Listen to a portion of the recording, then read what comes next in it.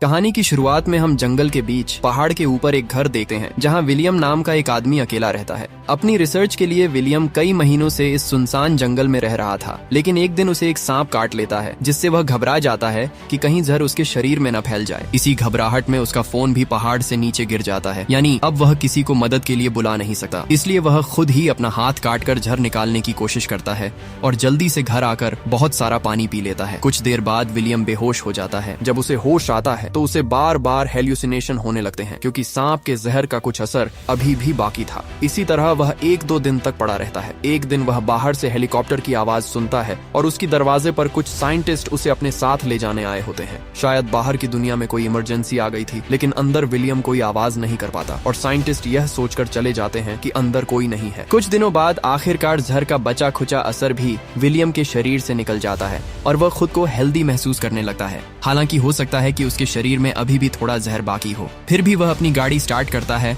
और वापस शहर की तरफ निकल पड़ता है। लेकिन जब वह शहर पहुंचता है तो पूरी तरह हैरान रह जाता है। वह देखता है कि शहर पूरी तरह बदल चुका है। किसी भी सड़क पर एक भी इंसान जिंदा नहीं है। पूरी दुनिया का सामान बिखरा पड़ा था। देखकर लगता है कि यहाँ कोई बहुत बड़ा हादसा हुआ था। लेकिन डरावनी बात यह थी कि सड़कों पर हजारों गाड़ियां बंद पड़ी थी और उन गाड़ियों के अंदर मौजूद सारे लोग मरे हुए थे। तभी उसकी नजर रोड साइन पर पड़ती है। असल में कुछ दिन पहले पूरी दुनिया में एक बहुत भयानक वायरस फैल गया था, जो बहुत तेजी से फैलने की वजह से धरती पर मौजूद लगभग सभी इंसानों को इन्फेक्टेड कर मार चुका था। इसलिए अब न कोई सरकार थी, न कोई कानून या नियम कायदे। खैर, विलियम अपने घर पहुंचता है और देखता है कि उसके पेरेंट्स भी कुछ दिन पहले ही मर चुके हैं।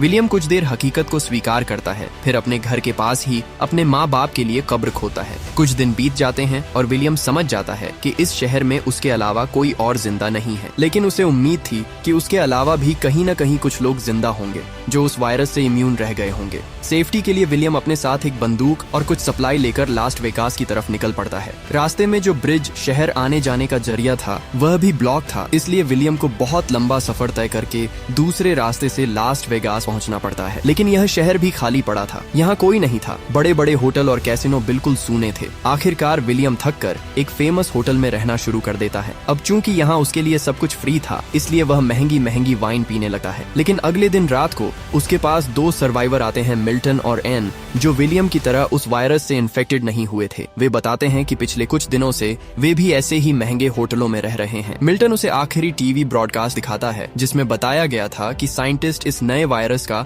कोई एंटीडोट नहीं बना पाए। इसके बाद अलग अलग देशों में गृह युद्ध शुरू हो गए। लोग दवाइयों के लिए एक दूसरे को मारने लगे और कुछ ही दिनों में दुनिया के सारे इंसान या तो वायरस से मर गए या फिर खून खराबे में। साथ ही विलियम को पता चलता है कि वायरस आने के बाद मिल्टन और एन आज पहली बार किसी जिंदा इंसान को देख रहे हैं, यानी अब धरती पर जिंदा बचे लोगों की संख्या बहुत ही कम है। वह यह भी जानता है कि इतने दिनों अकेले रहने की वजह से मिल्टन और एन की मानसिक हालत खराब हो चुकी है। एन यहाँ रिवील करती है कि उसने वीडियो कॉल पर अपने पति और बच्चे को मरते हुए देखा था, जिसकी वजह से उसकी जीने की उम्मीद ही खत्म हो गई है। अब विलियम कुछ दिनों तक उनके साथ उसी महंगे होटल में रहने लगता है। इतने महंगे और ब्रांडेड कपड़े फ्री में पड़े होने के बावजूद विलियम को अब कुछ भी अच्छा नहीं लगता। ऐसा लगता है जैसे ब्रांड की कीमत भी इंसानों के साथ ही खत्म हो गई हो। मिल्टन बताता है कि वह एक बड़ा बिजनेसमैन था। उसने बहुत कुछ कमाया था, लेकिन अब न उसके पास उसकी शोहरत है और न ही उसका फैमिली। मिल्टन अपने साथ एक गन रखता है ताकि उसकी मदद से वे तीनों अपनी जिंदगी खत्म कर सकें। ये सुनते ही विलियम घबराकर बाहर चला आता है, क्योंकि वह अभी भी जीना चाहता था। तभी उसे पीछे से गोली चलने की आवाज सुनाई देती है, यानी मिल्टन और एन ने खुद को खत्म कर लिया था और इस तरह विलियम फिर से बिल्कुल अकेला रह जाता है। विलियम को लगने लगता है कि अब पूरी दुनिया में वही अकेला इंसान बचा है। वह गाड़ी बहुत तेज चलाकर शहर से बाहर निकल जाता है। रास्ते में उसे एक कुत्ता दिखाई देता है जिसे वह अपना साथी बनाकर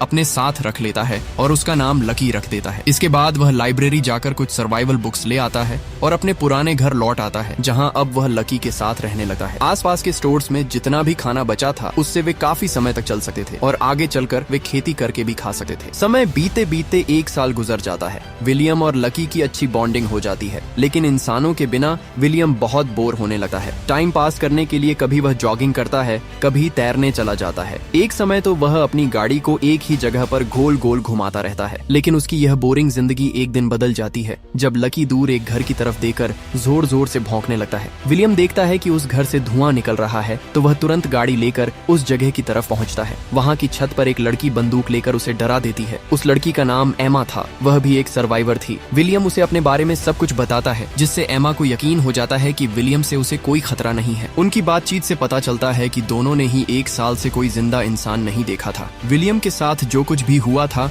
वह सब वह एमा को बता देता है और एमा भी अपनी सर्वाइवल स्टोरी शेयर करती है कि वह कल ही यहाँ आई है और उसे लग रहा था कि इस इलाके में कोई जिंदा इंसान नहीं है।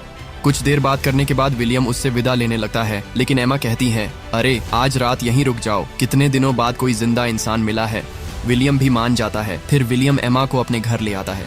अकेले रहने की वजह से उसने घर का कुछ भी ठीक से ख्याल नहीं रखा था, सब कुछ उल्टा पुल्टा पड़ा था। तो वे दोनों मिलकर घर को दोबारा ठीक करना शुरू करते हैं। पास ही खाने की दुकान थी तो वे वहां जाकर खाने पीने का सामान ले आते हैं।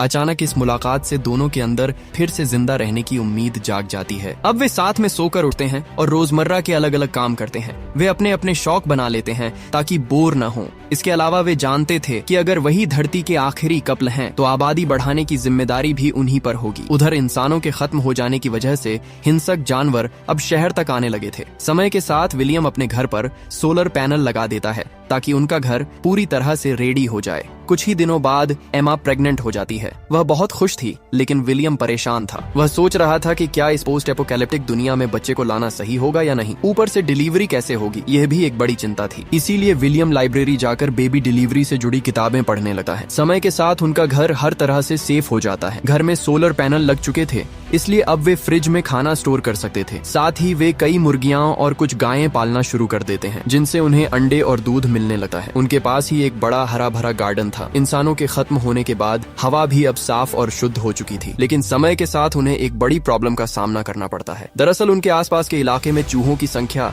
लगातार बढ़ती जा रही थी और अब तो वे उनके घर की तरफ आने लगे थे। इसलिए वे घर के आसपास का कचरा जलाने लगते हैं ताकि चूहे पास न आए। लेकिन जब यह आइडिया काम नहीं करता तो वे अपने पूरे घर को सील कर देते हैं। एक रात एमा कहती है कि वे जल्द ही चूहों की कोई न कोई सोल्यूशन निकाल लेंगे और फिलहाल वह अपने आने वाले बच्चे को लेकर खुश है। अगले कुछ हफ्तों में विलियम दूर दूर से कुछ बिल्लियां लेकर आता है, जिससे उनके शहर में चूहों की संख्या कम होने लगती है और आखिरकार वह दिन आ ही जाता है जब एमा की डिलीवरी होती है। वे दोनों इस दिन के लिए बहुत तैयारी कर चुके थे, इसलिए विलियम की मदद से आखिरकार एक हेल्दी बेबी गर्ल पैदा होती है। इसके बाद वे शहर में जाकर अपना एड्रेस पेंट कर देते हैं ताकि अगर कोई और बचे हुए लोग कभी इस शहर में आए तो वह एड्रेस देखकर विलियम के घर तक पहुंच सके। समय बीते बीते 6 साल गुजर जाते हैं। एक दिन जब विलियम गाड़ी से घर लौट रहा होता है तो रास्ते में उसकी गाड़ी का एक्सीडेंट एक बाघ से हो जाता है। जब विलियम उस बाघ को ध्यान से देख रहा होता है तभी अचानक उसे एक छोटी लड़की दिखाई देती है जो विलियम को देखकर डर के मारे भागने लगती है। विलियम उसे पकड़ लेता है और कहता है कि वह उसके साथ उसके घर चले, लेकिन वह लड़की बहुत ज्यादा डरी हुई थी, इसलिए विलियम उसे एक सेब देता है। सेब देखकर लड़की को यकीन हो जाता है कि वह उसे नुकसान नहीं पहुंचाएगा। फिर वह लड़की विलियम की गाड़ी में बैठकर उसके घर तक आती है। वहाँ पता चलता है कि अब विलियम के 2 बच्चे हैं। बड़ी बेटी हीदर के जन्म के 2 साल बाद उनका एक बेटा होता है जिसका नाम एलेक्स है और एमा अब तीसरे बच्चे की प्रेग्नेंट है। शायद अब पूरी दुनिया की आबादी यही 2 लोग बढ़ाने वाले हैं। खैर, खुशखबरी ये होती है कि शहर में लिखे उनके एड्रेस की वजह से 2 सर्वाइवर उनके पास पहुंच जाते हैं, लेकिन वह छोटी लड़की अब भी डरी हुई थी, इसलिए वह ट्रक से नीचे नहीं उतरती। कोई भी उसे जबरदस्ती नहीं करता। उस दिन पूरी रात वह लड़की ट्रक में ही बैठी रहती है। सुबह जब मरीना उसे खाना देने जाती है तो वह लड़की उस पर हमला करने की कोशिश करती है। तब मरीना उसे अपनी कहानी सुनाती है कि कैसे वह जॉर्ज के साथ इधर उधर जिंदा लोगों की तलाश कर रही थी और आखिरकार उन्हें विलियम का लिखा हुआ एड्रेस मिला। बातों बातों में मरीना उसे घर के अंदर ले आती है और उसे नहाने के लिए भेज देती है। इसके बाद मरीना लड़की के बैग से कुछ अजीब सी ड्राइंग्स निकालती है। साथ ही वहाँ एक लेटर भी मिलता है जिस पर लड़की का नाम ईबी लिखा होता है। मरीना वह लेटर सबको दिखाती है और बताती है कि यह लेटर ईबी की माँ ने लिखा था। उसमें लिखा था कि अगर किसी को ईबी मिले तो वह उसका ख्याल रखे, क्योंकि जब यह वायरस फैला था तब ईबी के पिता ने उसके साथ फिजिकल हैरेसमेंट किया था, जिसकी वजह से उस पर गहरा असर पड़ गया और वह किसी को भी देखकर डर जाती है।